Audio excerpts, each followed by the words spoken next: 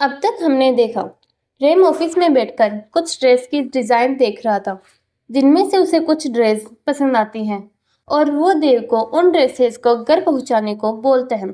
वही देव इस बात को लेकर प्रेम को परेशान करने लगता है, जिस पर प्रेम बात को बदल देता है। वहीं दूसरी तरफ अदिति निशा के पास पहुंचती है, पर वहां जाकर न उसे कुछ कहने की हिम्मत होती है, ना ही निशा कुछ कहती है। अब आगे निशा, अच्छा लगा तुम मेरे बुलाने पर यहाँ आई। अब मैं चलती हूँ। अदिति, निशा, क्या तुम मुझसे अभी तक नाराज हो? निशा, मुझे नहीं लगता मेरा तुमसे नाराज होने का कोई हक है। अदिति रोते हुए, प्लीज निशा, ऐसा तो मत बोल। आई एम सॉरी ना, जो भी हुआ उसके लिए प्लीज मुझे माफ कर दे। निशा, रियली? तो आपको अंदाजा आपने क्या किया है? अदिति, ऐसे भी क्या जल्दी थी तुमसे कि तूने खुद को ही बेच दिया? एक बार तो मुझ पर यकीन करती, हम मिलकर कुछ ना कुछ कर लेते, पर तूने एक बार भी मुझ पर यकीन नहीं किया। अदिति शौक होते, क्या इसका मतलब तुम्हें सब कुछ पता है? निशा, सब कुछ तो नहीं, पर इतना जरूर पता है कि मेरी अदिति कभी अपने पापा या फैमिली के खिलाफ नहीं जा सकती, और बाकी की थोड़ी बहुत जानकारी मेहनत करने से मिल गई। जब अचानक से अंकल को डोनर मिल गया, विशाल को जॉब के साथ एडवांस भी मिल गया बिना मेहनत के, और बाकी का काम मैंने हॉस्पिटल जाकर जब डॉक्टर को पुलिस की धमकी दी तो हो गया। अब आगे तू मुझे बताएगी कि क्या हुआ था उस दिन मेरे जाने के बाद, या मैं अंकल को जाकर सब कुछ बता दूं? अदिति, मैं जानती हूँ तू ऐसा कुछ नहीं करने वाली है। निशा, नहीं अदिति, इस बार तुम गलत हो। अगर बात तेरी है तो मुझे नहीं लगता मैं कोई लिमिट देखूंगी।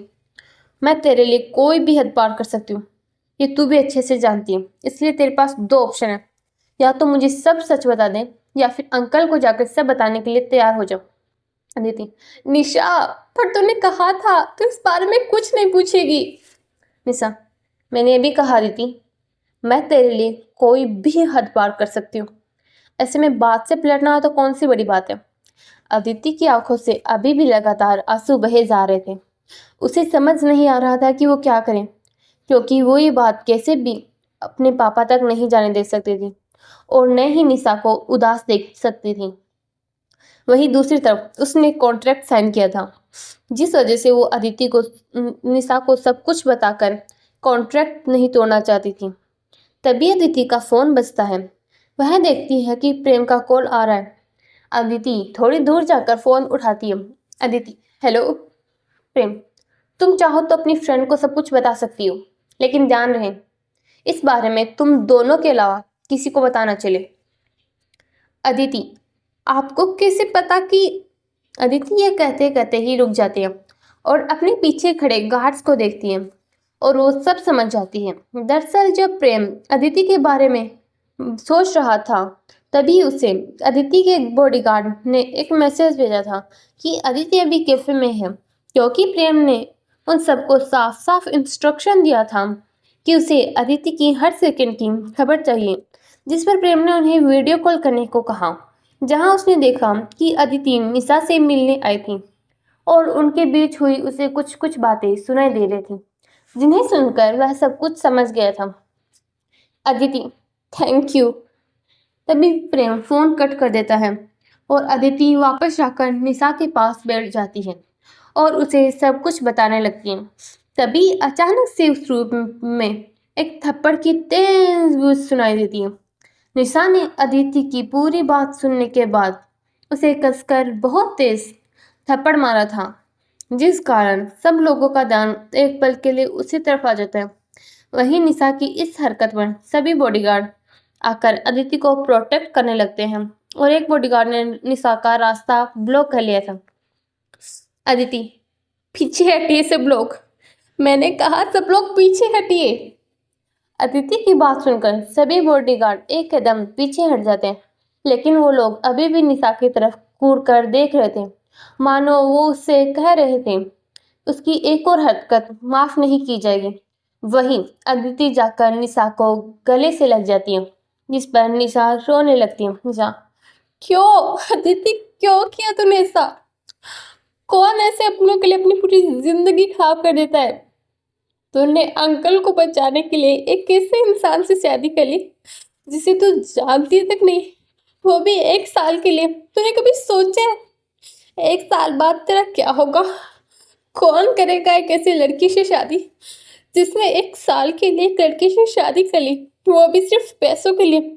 और जब अंकल को इस बारे में पता चलेगा तो क्या होगा उनका? वो कैसे संभालेंगे खुद को? आदित्य, मुझे नहीं पता निशा इन सब चीज़ों के बारे में, ना ही मैंने कभी सोचा है, क्योंकि उस वक्त मुझे सिर्फ पापा की जान बचानी थी और उसके लिए मुझे जो सही लगा मैंने ही किया। और ये क्या, अगर पापा को बचाने के लिए अगर खुद को बेचना भी पड़ता तो मैं पीछे नहीं हटती। निशा, पागल, ठीक ही, कोई नहीं, अब जो हो गया सो हो गया। पर मुझे एक प्रॉमिस कर, तू कभी मुझसे कुछ नहीं छुपाएगी। अदिति, आई प्रॉमिस, मैं तुझसे आज के बाद कभी कुछ नहीं छुपाऊंगी। पर तू भी मुझसे प्रॉमिस कर, तू इस बारे में कभी किसी को कुछ नहीं बताएगी।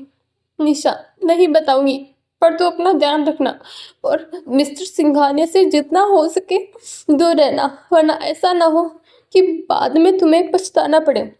अदिति, मैं ध्यान रखूंगी।